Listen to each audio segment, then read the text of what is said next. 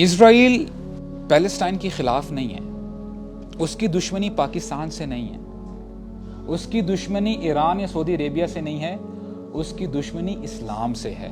وہ چاہتے ہیں کہ ان لوگوں سے کسی نہ کسی طریقے سے امید کو ختم کر دیا جائے، ان کو نا امید بنا دیا جائے، ان کی ہوپ کو بریک کر دیا جائے۔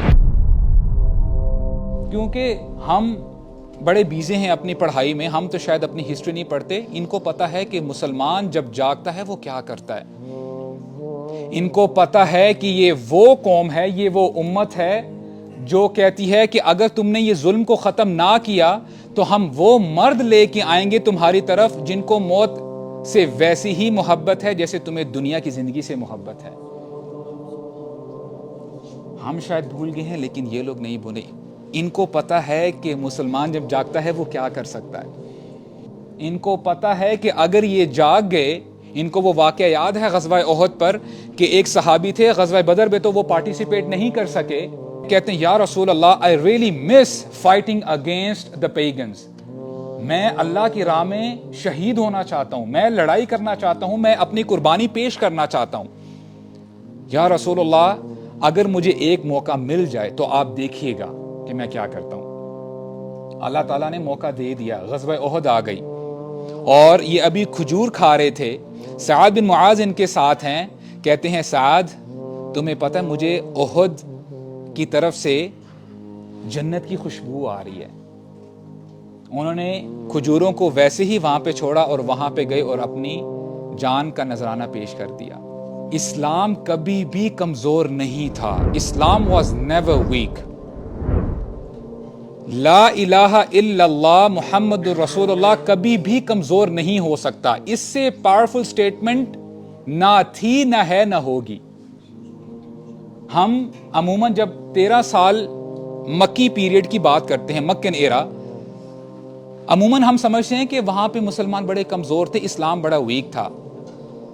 اور آپ اگر ہسٹری جانتے ہیں اور اگر آپ نے سیرت پڑھی ہے، آپ کو پتا ہے کہ Muslims they did not have mainstream media، ان کے پاس کوئی آرمی نہیں تھی، اور کتنا پروپیگنڈا کیا جا رہا تھا کہ رسول اللہ صلی اللہ علیہ وسلم کو کیا کچھ نہیں کہا گیا، یہ ساحر ہے، یہ کذاب ہے، یہ مجنون ہے۔ جیسے آج مسلمانوں کو کیا کہا جاتا ہے، these people are extremists، یہ فنڈامنٹلسٹ ہیں، ان کی باتوں میں نہ آنا۔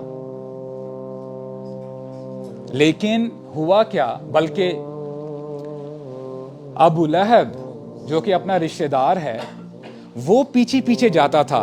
رسول اللہ صلی اللہ علیہ وسلم دین کی دعوت دے رہے ہیں اور ان کا چچا پیچھے کہتے ہیں کہ اس شخص کی بات نہ سننا، یہ بندہ جھوٹ بول رہا ہے۔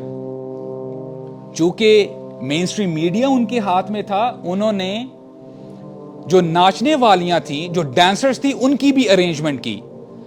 رسول اللہ صلی اللہ علیہ وسلم ایک جگہ کھڑے ہو کے جب دین کی دعوت دے رہے ہیں، یہاں سے انہوں نے ڈانسرز کو بلایا کہ تاکہ لوگوں کو ڈائیورٹ کیا جائے۔ تو یہ ڈائیورژن کوئی نئی بات نہیں ہے، مسلمانوں کو سلانے کے لیے کوئی ابھی سے اسٹریٹجیز نہیں بنائی جا رہی۔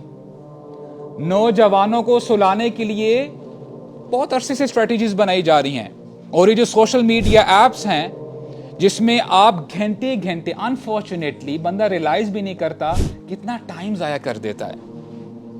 اور جب آپ ایک ایپ سے اک جاتے ہو، آپ تھک جاتے ہو کہ ٹھیک ہے جی something new should come، if Facebook was not sufficient, was not enough، تو پھر وہ انسٹاگرام آپ کے سامنے رکھ دیتے ہیں۔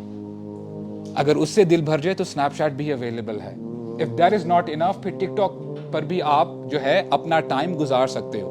And I'm telling you for the very fact، یہ لوگ یہاں تک نہیں رکیں گے، یہ آپ کو سلانے کے لیے اور بہت کچھ کریں گے، کیونکہ ان کو پتا ہے کہ لا الہ الا اللہ کی کیا طاقت ہے۔